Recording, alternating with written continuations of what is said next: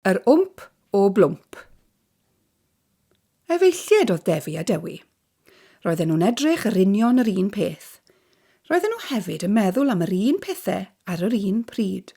Roedd hynny'n beth da, achos roedd Dewi a Defi wedi stopio siarad, ers pythefnos. Chwarae gêm peidio siarad oedd y ddau, ond oedd neb arall yn gwybod hynny. Roedd ei mam a'i tad, Gina a Geth, yn poeni'n ofnadw amdanyn nhw.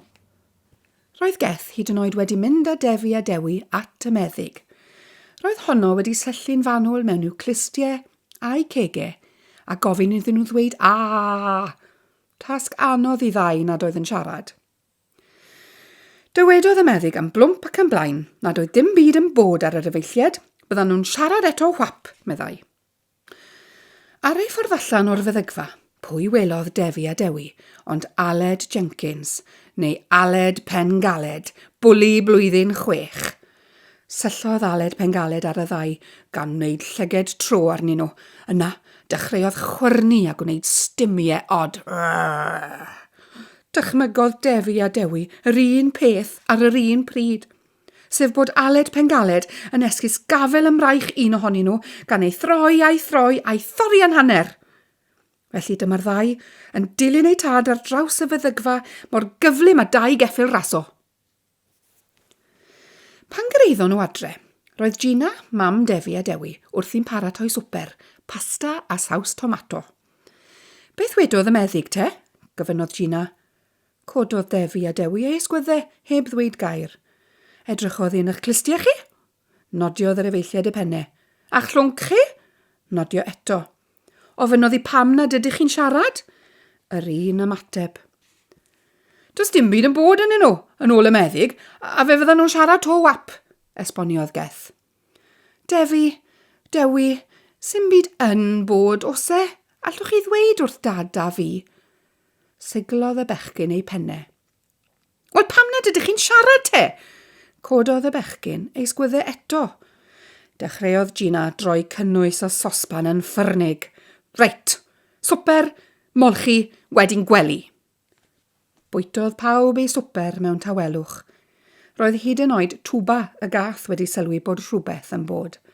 Trodd hi ar ei sewdl a ffit-fatian allan i'r ardd. Molchi, wedyn gwely, meddai Geth wrth Defi a Dewi ar ôl iddyn nhw lyncu'r darn olaf o basta. Neu fe fyddwch chi wedi blino gormod cyn y gêm pêl droed fawr nos fori. Gwely? Am 6 o'r gloch? Diflas. Mwy diflas na hyd yn oed wynebu Aled Pengaled, meddyliodd y ddau. Wel, na, falle ddim mor ddiflas â hynny, ond diflas, diflas, diflas. Ond I fyny ar ddau i'r llofft. Hyd yn oed ar ôl cael llenni, roedd ei stafell yn dal yn llawn golau dydd.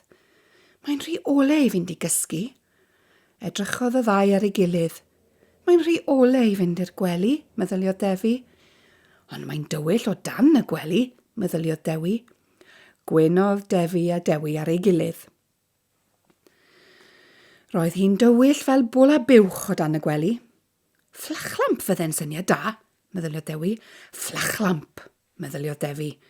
Yn ansydyn, digwyddodd y peth rhyfeddaf. Siwmai de? Meddai llais.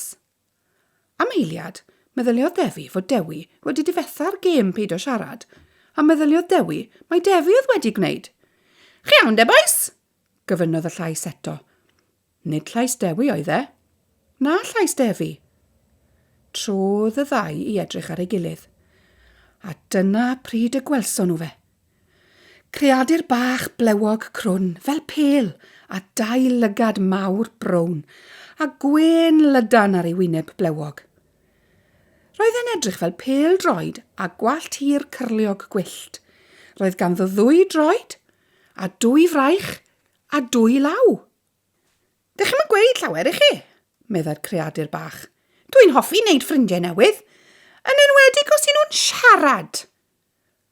Anghofiodd Defi a Dewi am ei gêm ar unwaith a dechrau holi. Pwy o'i ti? Gofynnon nhw. Yr Wmp, atebodd y creadur bach. Yr Wmp O Blwmp. Blwmp? Roedd llygaid Defi a Dewi fel soseri. Ie, meddai'r Wmp O Blwmp. Dwi wedi dod ar fy ngwyliau eich ti chi, am newid bach. Rhobiodd yr efeilliad ei llygad ac edrych yn sy'n eto ar y creadur. Oes chwstard, da chi? Gofynnodd yn sydyn. Beth? Chwstard? Dwi bron y llwgi. Chwstard yw'n hoff fwydi yn y byd. Meddyliodd Defi a Dewi yr un peth ar yr un pryd. Rhaid ni ddweud wrth mam a dad am yr Wmp O Blwmp. Fyddwn ni'n ôl nawr, meddai Defi wrth yr Wmp O Blwmp. Ni'n mynd i ôl cwstard i ti, meddai Dewi. Cripiodd y ddau lawr y grisiau'n dawel bach. Roedd mam a dad yn y lolfa, mam yn brysur ar y cyfrifiadur a dad yn gwneud pos sudoku. Mam, dad, mae rhywbeth o dan yn gwely, meddai'r ddau gyda'i gilydd. Stopiodd y tip-tapian ar y cyfrifiadur. Stopiodd Geth wneud y sudoku. Edrychodd Gina a Geth ar ei gilydd. Yna, ar Defi a Dewi. O'r diwedd, meddai Gina. Diolch byth, meddai Geth. Mae rhywbeth o dan y gwely, dad. Yr Wmp O Blwmp.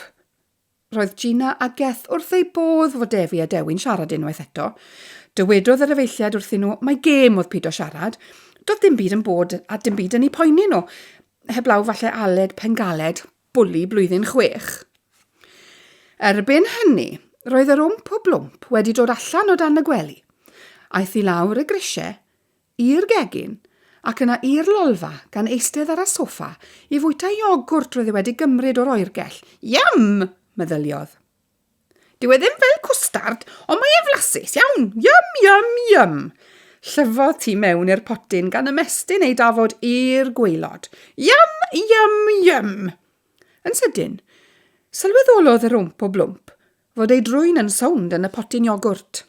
Aw, aw, aw, awch! Meddai gan drio tynnu drwyn allan o'r potyn. Aw, aw, aw! Stopodd y teulu siarad yn sydyn. Edrychodd pawb i gyfeiriad y soffa.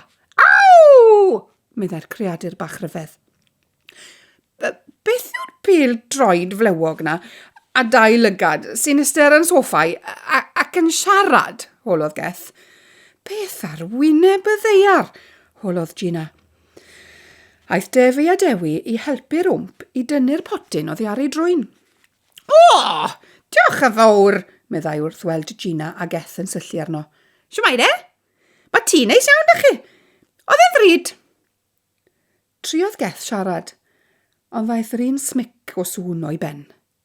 Os cwstard da chi os gwelwch yn dda, gofynnodd yr Wmp O Blwmp i Gina. Beth, pwy wyt ti? Fi yw'r Wmp O Blwmp, a dwi wedi dod yma ar fy ngwyliau. Doedd Geth a Gina ddim yn siŵr ai breuddwydio iddyn nhw neu beidio. Erbyn hyn, roedd yr Wmp O Blwmp wedi gorffen gêm sudoku Geth, wedi ffeindio'r peiriant wi ac yn paratoi chwarae tennis. Am hanner awr wedi 8, penderfynodd Gina ei bod hi'n bryd i bawb fynd i gysgu. Cafodd yr Wmp O Blwmp rannu basged gyda twba'r gath. Go dda, meddai'r Wmp O Blwmp.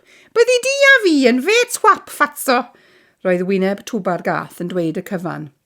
Twba, nid fatso, cywirodd Defi a Dewi ef gan chwerthin. Nos da, Wmp O Blwmp, meddai'r efeilliad yr union yr un pryd. Nos da, boes bach, meddai'r Wmp O Blwmp, gan ddechrau chwyrnu'n braf bron yn syth. Y bore wedyn, roedd pawb wedi codi'n hwyr ac yn rhithro o gwmpas y tŷ yn pacio bagiau, llwytho'r peiriant golchi, llosgu'r tost a gorffen gwaith cartref. Wrth fynd allan drwy'r drws, cofiodd Defi a Dewi ar yr un pryd fod angen ei dillad pêl-drod arnyn nhw.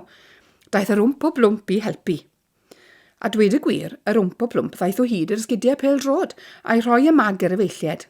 Roedd hynny'n dipyn o gamp, gan fod yr Wmp O Blwmp yn fach a'r sgidiau pêl-drod a'r bag yn fawr. Mor fawr yn wir, nes i'r Wmp O Blwmp gwmpo mewn i'r bag. Cyn iddo gael cyfle i ddod allan, roedd Geth wedi cydio yn y bag, cau'r zip a dweud wrth pawb am frysio i'r car. Beth am yr Wmp O Blwmp, holodd Defi a Dewi. Gawn ni drafod hwnnw heno, atebodd mam, ac mewn chwinciad chwanen, roedd y drws wedi cael glep a'i gloi. Edrychodd twba o gwmpas yn sydyn. Tawelwch o'r diwedd, meddyliodd. Hwre! Roedd pawb yn yr ysgol yn gyffro i gyd yn meddwl am y gêm bêl-droed. Roedd un o chwaraewyr gorau tîm pêl-droed Cymru, Gary Hay, am gyflwyno pêl-droed arbennig yr ysgol cyn y gêm. Pêl-droed ddu oedd hi, a'i lofnod arni mewn air. Roedd yr ystafell newid yn llawn sŵn a bwrlwm.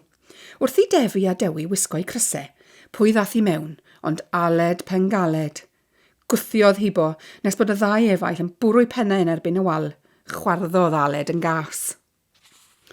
Daeth Mr Leision yr hyfforddwr ystafell newid ac annog pawb i frysio i'r cae gan fod Gary Hay yn aros amdani nhw. O dan ei gesel roedd y bêl-droed ddu. Yn sydyn, canodd ei ffôn boced. O, roswch funud, braidd fi fynd allan.